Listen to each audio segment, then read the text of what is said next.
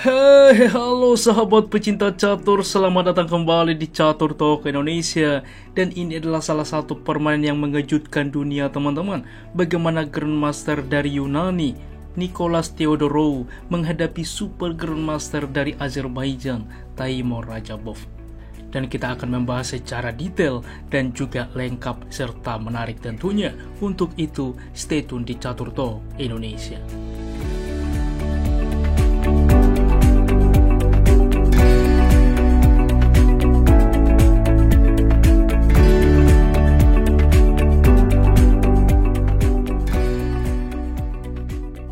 Baiklah teman-teman, tentu ini adalah event pada Catur Klasik, turnamen European Team Chess Championship.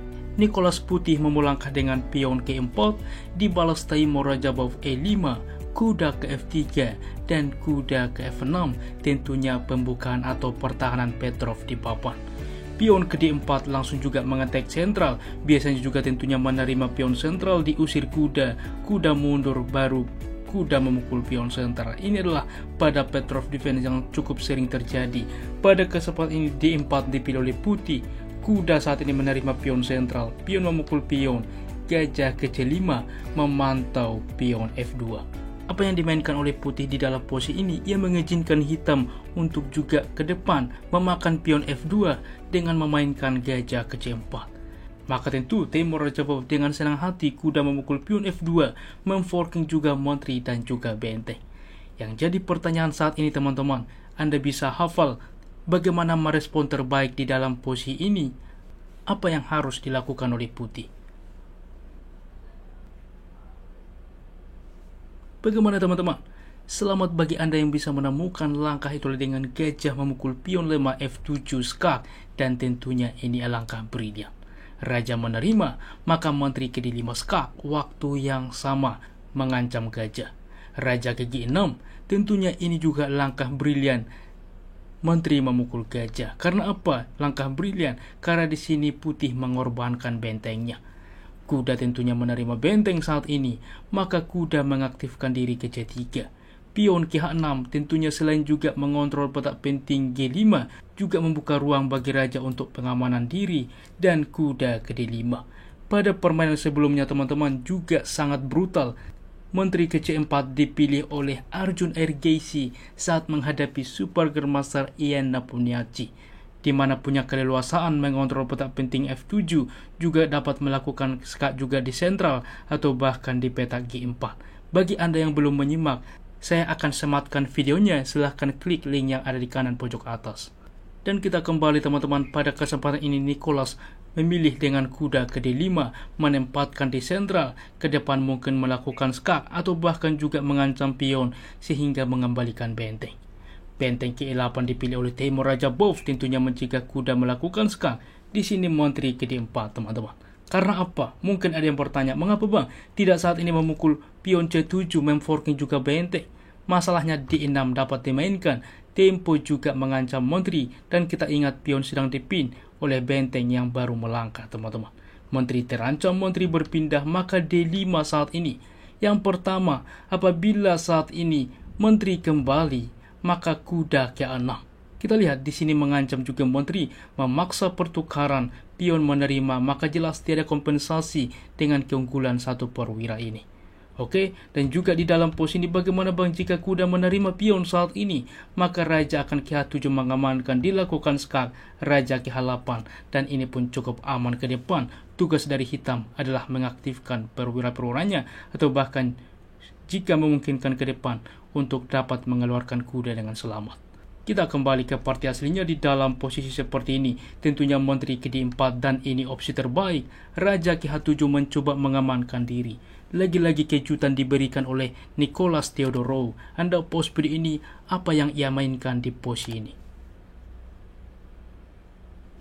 Bagaimana teman-teman? Percaya atau tidak, langkah brilian itulah dengan gajah memukul pion H6, lagi-lagi mengorbankan gajah. Di sini pion menerima, karena apapun dibuat menerima serba salah. Raja yang misalkan menerima, yang direspon sangat penting teman-teman. Menteri ke E3 skak opsi terbaik. Apabila langsung ke F4 skak, masalahnya pion menutup tempo mengancam menteri. Ini adalah sangat penting teman-teman. Sedangkan Apabila dilakukan ke E3 skak, pion menutup ada H4 tentunya. Di sini jelas kualitas putih lebih baik, atau bahkan juga raja menghindar misalkan, maka kuda ke G5 skak. Ini sangat penting, raja berpindah, menteri ke F4, ancaman skakmat beberapa langkah, benteng ke F8, menteri ke H4, ancaman skakmat tiada pilihan, kecuali menteri memukul kuda memberikan dirinya terhadap putih.